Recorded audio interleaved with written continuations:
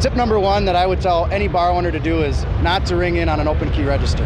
Make sure that you have an open item, not using an open key register where bartenders can just ring in $20, $50 for a sale. Having itemized sales, whether it be just a simple cash register where you have a few keys that there's preset buttons all the way up to a touchscreen computer system. But either way, taking the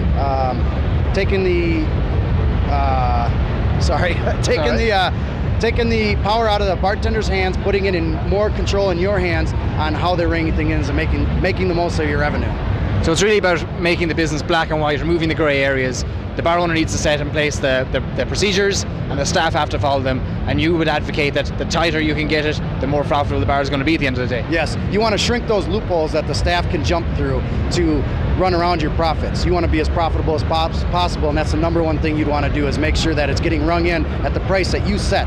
Especially, and with your specials too, happy hour, whatever, having that all set up so it's kind of idiot-proofing it, taking it out of their hands, putting it in your hands, the power's with you.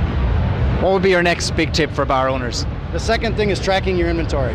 Your inventory on any business is as important as your cash.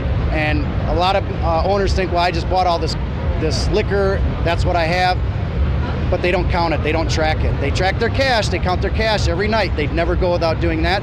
Your liquor is as important as your cash that's in the drawer, and tracking that and taking it out of your staff's hands. Somebody, whether it be a manager or yourself, but having a checks and balances to make sure that, hey, that's getting done, and okay, if something was missing, we know where it went and nobody's trying to hide it, so to speak. So we're here in Las Vegas at the moment, and you see in the casinos every day how controlling they are in the casinos about the chips. You know, the croupiers have to manage each individual chip so tightly, yet in a bar it seems to be that that's not the case normally. Like, people think, well, there's drink everywhere, you won't miss a little bit here and there. It's much harder to control alcohol though, isn't it? Yes, it is. It's much harder because of the culture that has been put in place in the hospitality industry. However, in the last, I'd say 5 years, even the last 3 years, things have gotten tighter where costs are going up and owners aren't seeing their return on investment, and they don't know why. And so the tips that I talked about, those are important, as tracking the chips on the table. You know, they know exactly where that money's going, and they don't let a dollar go, untraceable. What would you say to a bar owner who says that surely inventory control is only for the large chain bars? Well, the number one thing I say is your money is no less green than another bar owner's money, whether it's a big bar or small bar. Anyone that does a couple $1,000s in sale, all the way up to a guy that's doing tens of thousands of dollars of sales, it's important to track your inventory. It's just like cash, and the more you have, the more you can do other things with. Tell us about the range of clients that you have yourself and where you're operating out of. Well, I operate out of Milwaukee, Wisconsin. I have roughly about 40 clients that I work with, all from the corner bars where the mom and dads are, doing the bartending, all the way up to places that are doing tens of thousands of dollars. I've had guys come up to me and say, well, I don't do that much in sales. And I say, if you have losses, do you know what your losses are? Do you know where it went? And do you want to make more money? The bottom line is, if you want to make more money, I can help you make more money.